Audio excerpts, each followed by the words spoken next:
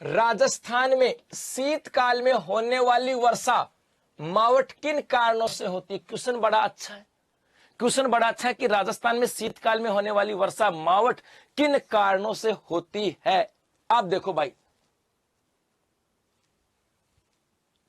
आगे देखो यहां से क्या चाहता है, एक पूरा मैप बनाता हूं यहां से।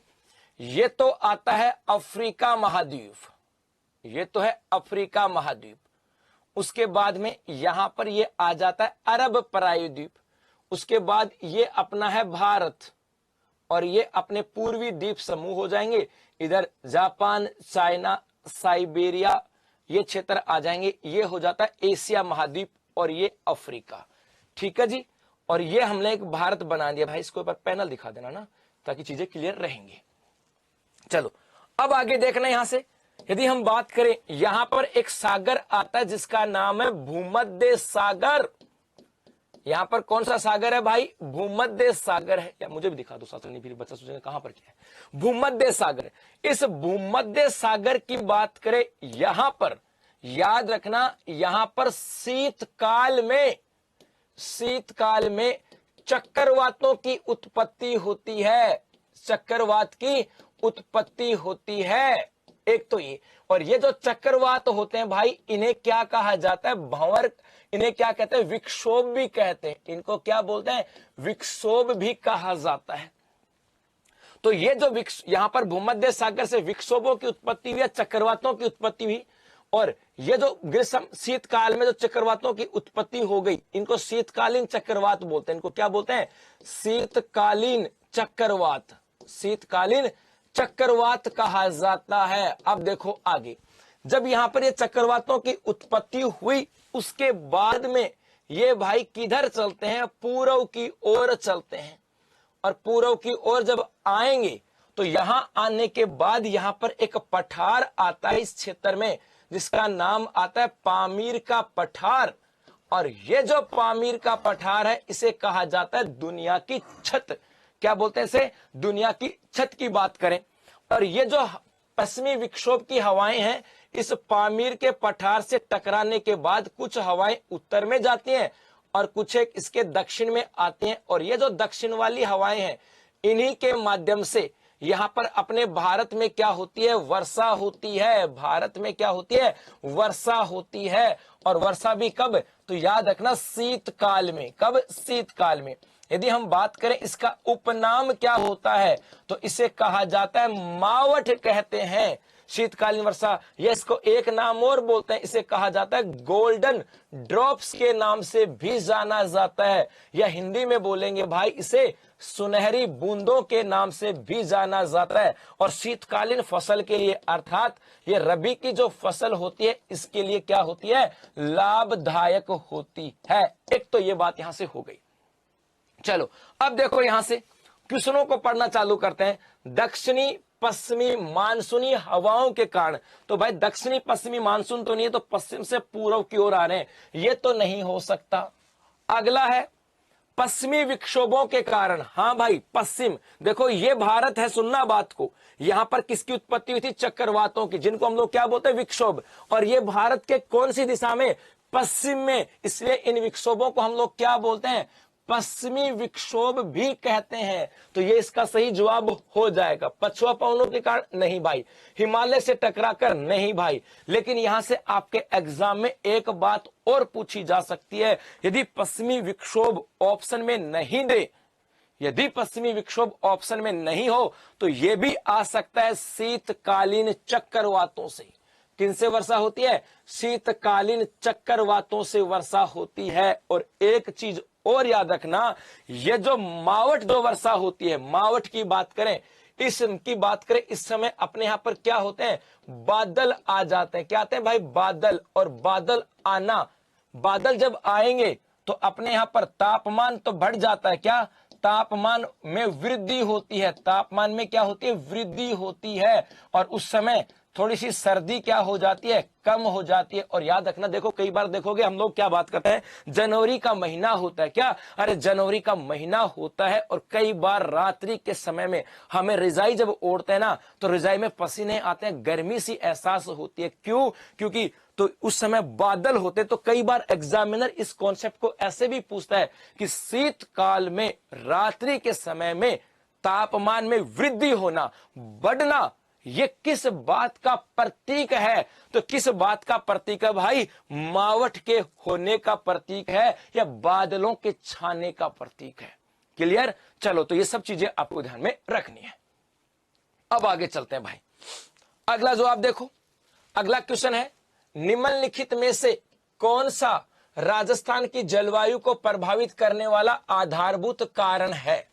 हम बात करें किसकी? सबसे पहले तो यह भी ध्यान में रखना कि राजस्थान की जलवायु कैसी है।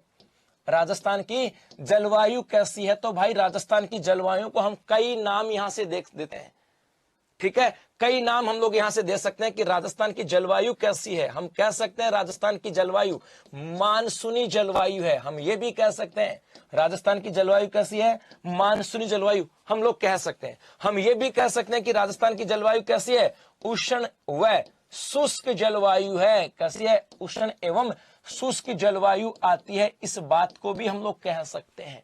और यदि हम बात करें भाई राजस्थान की जलवायु कैसी है, तो हम ये भी कह सकते हैं कि राजस्थान की उपोष्ण जलवायु है। कैसी है? उपोष्ण जलवायु भी कह सकते हैं। और राजस्थान की जलवायु कैसी है, हम इसकी बात करें तो राजस्थान की जलवायु शीतोष्ण कटिबंधीय जलवायु है। शीतोष्ण कटिबंध जलवायु की बात करें हम लोग ये भी कह सकते हैं। तो राजस्थान में इन जो जितनी भी जलवायु हैं उनको इन नामों से पुकारा जा सकता है। मानसूनी के नाम से पुकारा जा सकता है, उष्ण व शुष्क जलवायु के नाम से पुकारा जा सकता है, उपोष्ण जलवायु के नाम से पुकारा जाता है और शीतोष्ण कटिबंधीय जलवायु के नाम से भी पुकारा जाता है। तो इस जलवायु को प्रभावित करने वाला आधारभूत कारण कौन सा है? पहला, समुद्र से दूरी। 100% समुद्र से दूरी की बात करें, 100% यदि बात करें समुद्र से दूरी ताप राजस्थान की जलवायु को प्रभावित करती है भाई। समुद्र तल से ऊंचाई, समुद्र तल से ऊंचाई भी 100% प्रभावित करती है। तापमान ये भी 100% प्रभावित करता है, क्योंकि तापमान ज्यादा होगा तो जलवायु कैसी होगी? उष्ण। तापमान कम होगा तो भाई किसकी बात करें? वर्षा क्या तापमान कम होगा तो जलवायु कैसी होगी? शीत। भारत में आधार तल चेन्नई तट से। और वनस्पति ये भी राजस्थान की जलवायु को प्रभावित करती। इसका मतलब चारों ऑप्शन ठीक है, लेकिन यहां से पूछा गया है कि भाई आधारभूत कौन सा, बेसिक सा कौन सा है? तो राजस्थान की बेसिक सी बात करें तो बेसिक सा कौन सा आता है? बेसिक की बात करें तापमान है। क्या? तापमान की बात करें कि तापमान हर कॉन्सेप्ट को प्रभावित कर रहा है। इसी तापमान, समुद्र से दूरी ये तापमान के साथ इंटरलिंक है। समुद्र तल से ऊंचाई ये तापमान के साथ इंटरलिंक है, क्योंकि समुद्र से दूरी अधिक है तो अपने यहां पे तापमान क्या हो गया? ज्यादा। इसका मतलब इसकी वजह से यही आया। समुद्र तल से ऊंचाई, तो समुद्र तल से ऊंचाई पे जाने पे तापमान घटता है। किसका नाम आ रहा है? तापमान का। और वनस्पति की बात करें, जहां पर वनस्पति ज्यादा होगी वहां पे तापमान कम होता है, वनस्पति कम वहां पे तापमान ज्यादा। इसका मतलब सब बातों में क्या आ रहा है? तापमान। तो आधारभूत क्या है? तापमान। ठीक है, तापमान की बात यहां पर की जाती है। तो बेसिक सा ये कॉन्सेप्ट होगा। और राज्य की जलवायु को यह भी कहा जा सकता है, ये भी कह सकते हैं, ये भी कह सकते हैं, और इसके नाम से भी जाना जाता है। चलो आगे देखें भाई। अगला है राजस्थान में वाष्पीकरण, वाष्पोत्सर्जन की, वाष्पीकरण और वाष्पोत्सर्जन की वार्षिक दर सर्वाधिक किस जिले में है? वार्षिक दर सर्वाधिक किस जिले के अंदर आती है? गंगानगर में है, कोटा में है, डूंगरपुर में या जैसलमेर में? सबसे अधिक वाष्पीकरण की दर की बात करें तो वाष्पीकरण क्या होता है भाई? वाष्पीकरण की बात करें ये किसके ऊपर निर्भर करता है? ताप के ऊपर या तापमान के ऊपर। तापमान अधिक होगा ना, तापमान अधिक होगा तो भाई वाष्पीकरण क्या होगा? अधिक। वाष्पीकरण भी क्या होगा? अधिक होगा। तो राजस्थान में सर्वाधिक कहां पर है? इन चार की यदि हम बात करें, इन चार की बात करें कि इन चार में से सर्वाधिक कहां पर होगा? गंगानगर में, कोटा में, डूंगरपुर में और जैसलमेर में। यह भी ध्यान में रखना, यह भी ध्यान में रखना, वाष्पीकरण अधिक होगा तो वहां पर यदि हम बात करें क्या भाग पाया जाएगा, मिट्टी कैसी होगी, बारिश जो होगी वो तो वाष्पीकरण से सूख गई, तो वहां पर कैसा प्रदेश पाया जाएगा, शुष्क कंडीशन हम लोग कह सकते हैं। क्या शुष्क कंडीशन भी हम लोग कह सकते हैं। और इनमें से कौन सा जवाब हो जाएगा, ऑप्शन डी जैसलमेर की बात करें, क्या ऑप्शन डी जैसलमेर, क्योंकि यहां पर वर्षा है कम और यहां पर ताप की मात्रा पूरे साल भर ज्यादा रहती है, जिसकी वजह से वाष्पीकरण यहां पर क्या होता है, ज्यादा होता है। अगला क्वेश्चन है भाई, निम्नलिखित में से राजस्थान में मानसून का प्रत्यावर्तन का समय है। मानसून का प्रत्यावर्तन का मतलब क्या होता है, वापस लौटना। इसका मतलब क्या होता है भाई, वापस लौटने की बात करें, वापस लौटने की बात यहां पर की जाती है, प्रत्यावर्तन काल। अब प्रत्यावर्तन काल का मतलब है ये अपना राजस्थान है, या हम भारत की बात करते हैं। एक भारत का नक्शा बनाता हूं भाई, उसी के सापेक्ष समझ में आएगा। ये तो हो जाएगा अपना भारत का नक्शा, और इस भारत के अंदर यदि दक्षिण पश्चिम से ये हवाएं आती है नमी युक्त, उससे भारत में क्या हुआ, मानसून का आगमन। तो ये तो क्या है, मानसून का आगमन, यही तो क्लियर है, मानसून के आगमन की बात की जाती है, मानसून का आगमन। और उसके बाद ये हवाएं आगे चली जाती है, हिमालय वगैरह से टकराती है इधर से, और इधर से बंगाल की खाड़ी की शाखा भी इधर से आती है।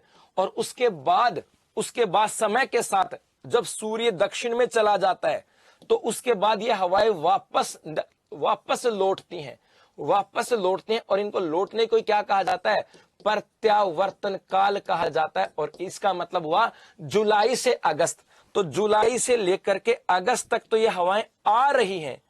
ये हवाएं किधर से आ रही हैं भाई, जुलाई से अगस्त तक तो ये हवाएं आ रही हैं। तो ये तो नहीं होगा जनवरी से फरवरी, तो जनवरी की बात करें उस समय से पहले एक समय में और दे रखा है, अक्टूबर से दिसंबर। तो भाई अगस्त की बात करें, सितंबर अक्टूबर की बात करें, उसके बाद वापस आनी प्रारंभ हो जाते हैं। तो यहां पर जवाब क्या होगा, अक्टूबर से दिसंबर। इस प्रत्यावर्तन काल की बात करें से एक चीज याद रखना, यहां पर क्या प्रारंभ हो जाती है, यहां पर मीठी सर्दी प्रारंभ हो जाती है। क्या मीठी सर्दी प्रारंभ हो जाती है। तो प्रत्यावर्तन काल की बात करें, ये मीठी सर्दी भी होती है, गुलाबी सर्दी भी हो जाती है। और ये समय कब से कब होगा, अक्टूबर से लेकर के दिसंबर तक का समय यहां पर आ जाता है। कौन सा आता है, अक्टूबर से दिसंबर की बात यहां पर की जाती है। तो बस आज के लिए इतना ही चर्चा करेंगे, बाकी कल कुछ और बेहतर होगा। तब तक के लिए धन्यवाद, थैंक यू, शुक्रिया। मेरी बच्ची, हाँ इनको भाई अब एक का भी जवाब नहीं आना। चलो अगला देखो, राजस्थान में शीतकाल में होने वाली वर्षा मावठ किन कारणों से होती है। क्वेश्चन बड़ा अच्छा है कि राजस्थान में शीतकाल में होने वाली वर्षा मावठ किन कारणों से होती है। आप देखो भाई, आगे देखो यहां से क्या चाहता है, एक पूरा मैप बनाता हूं यहां से। ये तो आता है अफ्रीका महाद्वीप, ये तो है अफ्रीका महाद्वीप। उसके बाद में यहां पर ये आ जाता है अरब प्रायद्वीप। उसके बाद ये अपना है भारत, और ये अपने पूर्वी द्वीप समूह हो जाएंगे। इधर जापान, चाइना, साइबेरिया, ये क्षेत्र आ जाएंगे। ये हो जाता है एशिया महाद्वीप, और ये अफ्रीका। ठीक है जी। और ये हमने एक भारत बना दिया भाई, इसको ऊपर पैनल दिखा देना ना, ताकि चीजें क्लियर रहेंगी। चलो अब आगे देखना, यहां से यदि हम बात करें, यहां पर एक सागर आता है जिसका नाम है भूमध्य सागर। यहां पर कौन सा सागर है भाई, भूमध्य सागर है। या मुझे भी दिखा दो साथ में, फिर बच्चा सोचेंगे कहां पर क्या है, भूमध्य सागर। इस भूमध्य सागर की बात करें, यहां पर याद रखना, यहां पर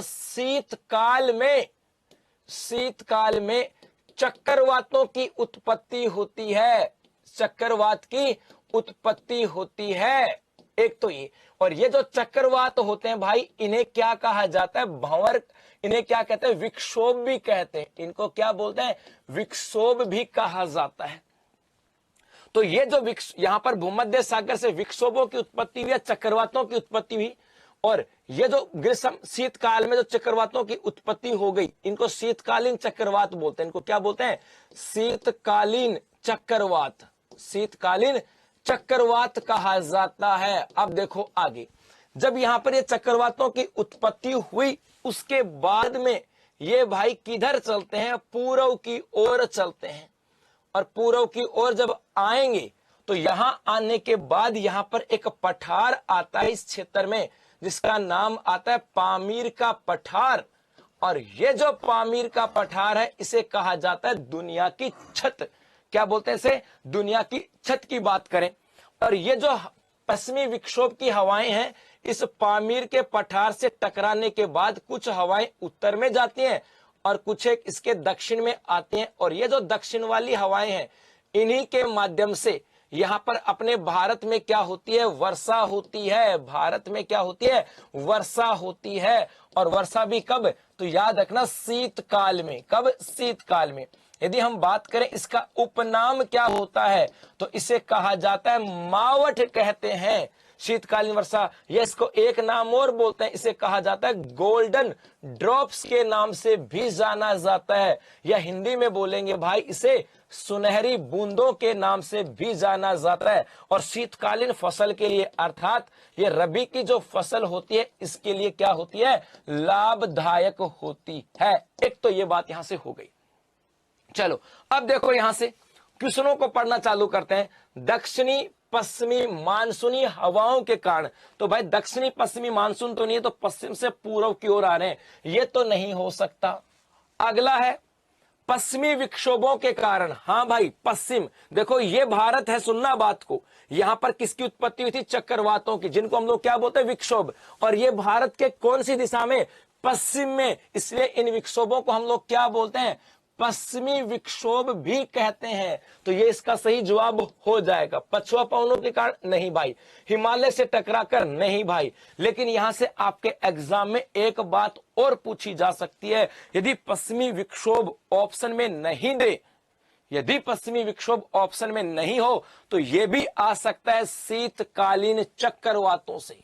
किनसे वर्षा होती है, शीतकालीन चक्रवातों से वर्षा होती है। और एक चीज और याद रखना, ये जो मावठ जो वर्षा होती है, मावठ की बात करें, इसकी बात करें, इस समय अपने यहां पर क्या होते हैं, बादल आ जाते हैं। क्या आते हैं भाई, बादल। और बादल आना, बादल जब आएंगे तो अपने यहां पर तापमान तो बढ़ जाता है। क्या, तापमान में वृद्धि होती है। तापमान में क्या होती है, वृद्धि होती है। और उस समय थोड़ी सी सर्दी क्या हो जाती है, कम हो जाती है। और याद रखना, देखो कई बार देखोगे हम लोग क्या बात करते हैं, जनवरी का महीना होता है। क्या, अरे जनवरी का महीना होता है, और कई बार रात्रि के समय में हमें रजाई जब ओढ़ते हैं ना, तो रजाई में पसीने आते हैं, गर्मी सी एहसास होती है। क्यों, क्योंकि तो उस समय बादल होते। तो कई बार एग्जामिनर इस कॉन्सेप्ट को ऐसे भी पूछता है कि शीतकाल में रात्रि के समय में तापमान में वृद्धि होना, बढ़ना, ये किस बात का प्रतीक है, तो किस बात का प्रतीक है भाई, मावठ के होने का प्रतीक है, या बादलों के छाने का प्रतीक है। क्लियर। चलो, तो ये सब चीजें आपको ध्यान में रखनी है। अब आगे चलते हैं भाई। अगला जवाब देखो, अगला क्वेश्चन है, निम्नलिखित में से कौन सा राजस्थान की जलवायु को प्रभावित करने वाला आधारभूत कारण है। हम बात करें किसकी, सबसे पहले तो यह भी ध्यान में रखना कि राजस्थान की जलवायु कैसी है। राजस्थान की जलवायु कैसी है, तो भाई राजस्थान की जलवायु को हम कई नाम यहां से देख देते हैं। ठीक है, कई नाम हम लोग यहां से दे सकते हैं कि राजस्थान की जलवायु कैसी है। हम कह सकते हैं राजस्थान की जलवायु मानसूनी जलवायु है। हम ये भी कह सकते हैं राजस्थान की जलवायु कैसी है, मानसूनी जलवायु हम लोग कह सकते हैं। हम ये भी कह सकते हैं कि राजस्थान की जलवायु कैसी है, उष्ण व शुष्क जलवायु है। कैसी है, उष्ण एवं शुष्क जलवायु आती है, इस बात को भी हम लोग कह सकते हैं।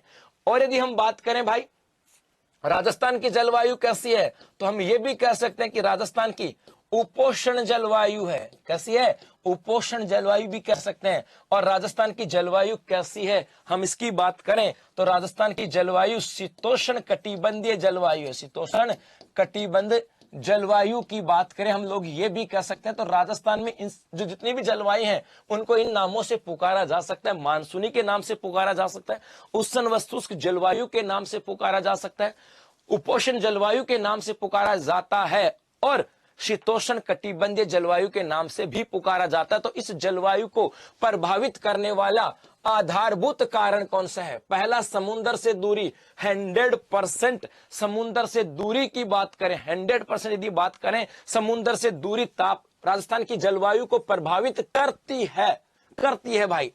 समुद्र तल से ऊंचाई, समुद्र तल से ऊंचाई भी 100% प्रभावित करती है। तापमान ये भी 100% प्रभावित करता है, क्योंकि तापमान ज्यादा होगा तो जलवायु कैसी होगी? उष्ण। तापमान कम होगा तो भाई किसकी बात करें? वर्षा क्या तापमान कम होगा तो जलवायु कैसी होगी? शीत। भारत में आधार तल चेन्नई तट से। और वनस्पति ये भी राजस्थान की जलवायु को प्रभावित करती। इसका मतलब चारों ऑप्शन ठीक है, लेकिन यहां से पूछा गया है कि भाई आधारभूत कौन सा, बेसिक सा कौन सा है? तो राजस्थान की बेसिक सी बात करें तो बेसिक सा कौन सा आता है? बेसिक की बात करें तापमान है। क्या तापमान की बात करें कि तापमान हर कॉन्सेप्ट को प्रभावित कर रहा है। इसी तापमान, समुद्र से दूरी ये तापमान के साथ इंटरलिंक है।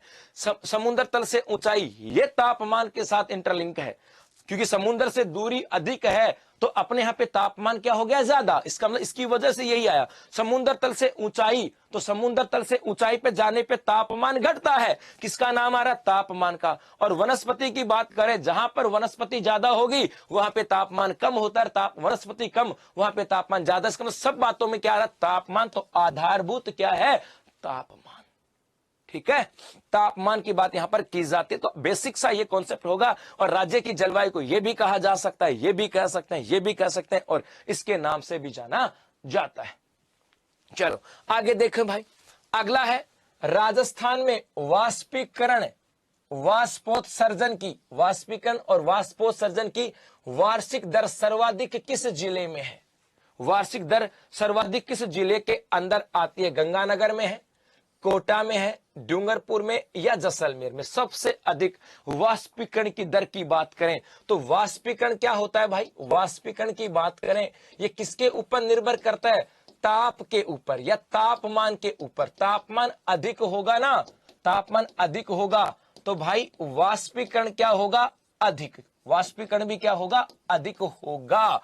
तो राजस्थान में सर्वाधिक कहां पर है? इन चार की यदि हम बात करें, इन चार की बात करें कि इन चार में से सर्वाधिक कहां पर होगा? गंगानगर में, कोटा में, डूंगरपुर में और जैसलमेर में। यह भी ध्यान में रखना, यह भी ध्यान में रखना, वाष्पीकरण अधिक होगा तो वहां पर यदि हम बात करें क्या भाग पाया जाएगा? मिट्टी कैसी होगी? बारिश जो होगी वो तो वाष्पीकरण से सूख गई, तो वहां पर कैसा प्रदेश पाया जाएगा? शुष्क कंडीशन हम लोग कह सकते हैं। क्या? शुष्क कंडीशन भी हम लोग कह सकते हैं। और इनमें से कौन सा जवाब हो जाएगा? ऑप्शन डी, जैसलमेर की बात करें। क्या? ऑप्शन डी, जैसलमेर, क्योंकि यहां पर वर्षा है कम और यहां पर ताप की मात्रा पूरे साल भर ज्यादा रहती है, जिसकी वजह से वाष्पीकरण यहां पर क्या होता है? ज्यादा होता है।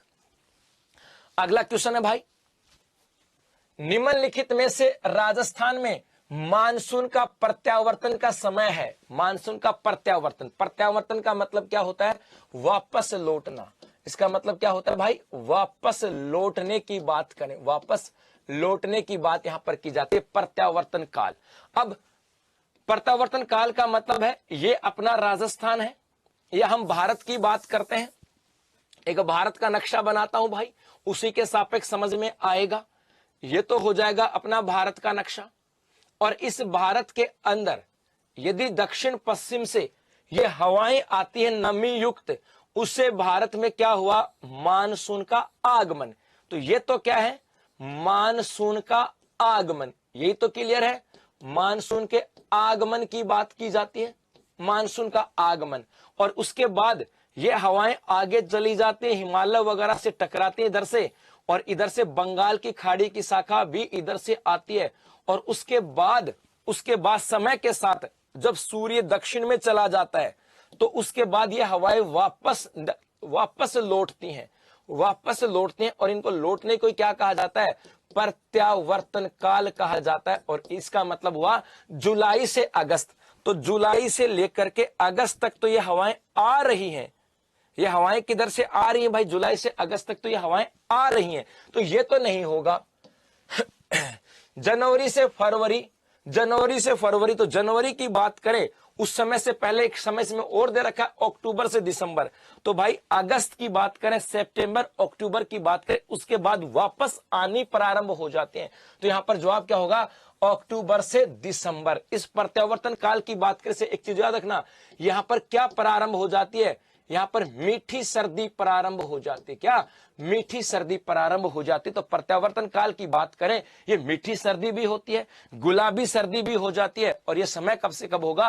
अक्टूबर से लेकर के दिसंबर तक का समय यहां पर आ जाता है। कौन सा आता है? अक्टूबर से दिसंबर की बात यहां पर की जाती है।